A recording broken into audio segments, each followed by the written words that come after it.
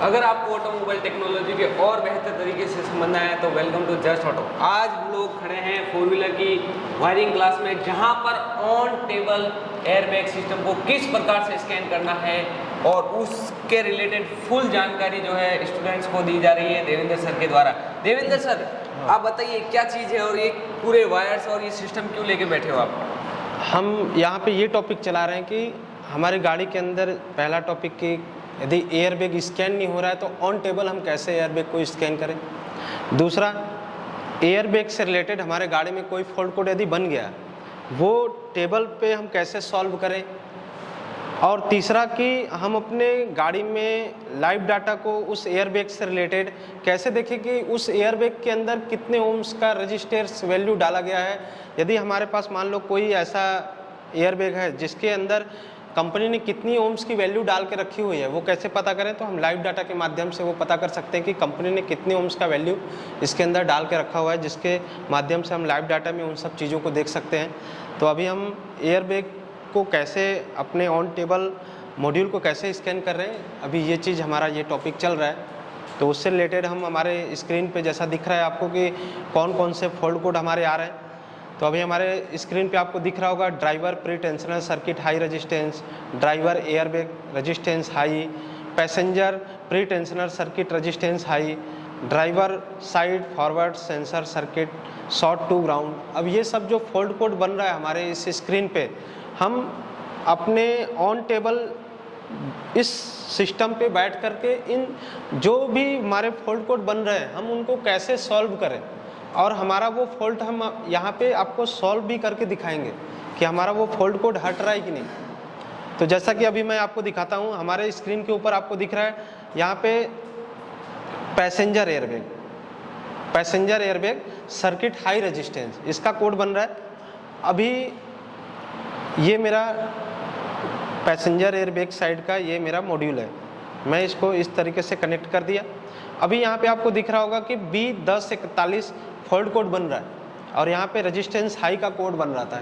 High resistance का मतलब अब इसमें तीन चीज़ हो सकता है, या तो आपका मॉड्यूल ख़राब होगा एयरबैग का, या तो आपका वायरिंग में कहीं ओपन सर्किट होगा, या तो आपका जो ये सेंसर है या खुद ही अंदर से ओपन सर्किट हो जाए।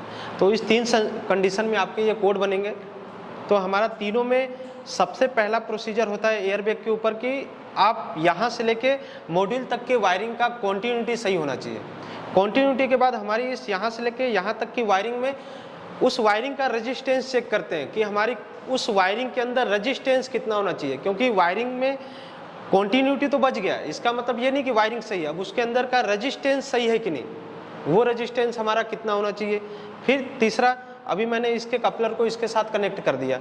अभी हमारा फॉल्ट कोड किस में बन रहा है, सर्किट हाई में, हाई रेजिस्टेंस में। मैं अब अपने फॉल्ट कोड को हटाता हूँ तो क्लियर फॉल्ट कोड करता हूँ, ओके। अब मैं अपने फॉल्ट कोड को देखता हूँ, हमारा फॉल्ट कोड पहले था B1041 फॉल्ट कोड आ रहा था, जो देख रहे हैं आप यहाँ पे अब चला गया है, वो फॉल्ट कोड हमारा चला गया। अब यहाँ पे हम उसका लाइव डाटा देखते हैं। तो लाइव डाटा में अब देखिए यहाँ पे पहले आ रहा था 25 ओम, इसका लाइव डाटा में पैसेंजर एयरबैग पे आ रहा था आपको 25 ओम। अब आपको क्या दिख रहा है, 2.2 ओम। यानी इससे हमको ये पता चल रहा है कि हम ऑन टेबल पे भी अपने उस फॉल्ट कोड में जो पहले हमारा हाई सर्किट बन रहा था अब हमने उसको सही कर दिया, तो उसकी ओम्स वैल्यू भी चली गई। तो इस तरीके से हम अपने ऑन टेबल पे मॉड्यूल को कैसे स्कैन करें, फॉल्ट कोड को कैसे हटाएं।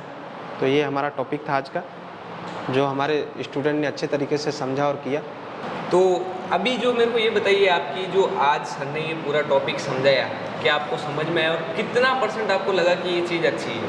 मेरे को ये लगभग पूरा समझ में आ गया है, जिसमें लोग मार्केट में डरते हैं ऑन टेबल स्कैन करने से, लेकिन सर ने बताया कि ऐसा कुछ नहीं, हम इसमें वायरिंग और मॉड्यूल दोनों ऑन टेबल स्कैन करके पता लगा सकते हैं कि हमारी वायरिंग ख़राब है या मॉड्यूल ख़राब है।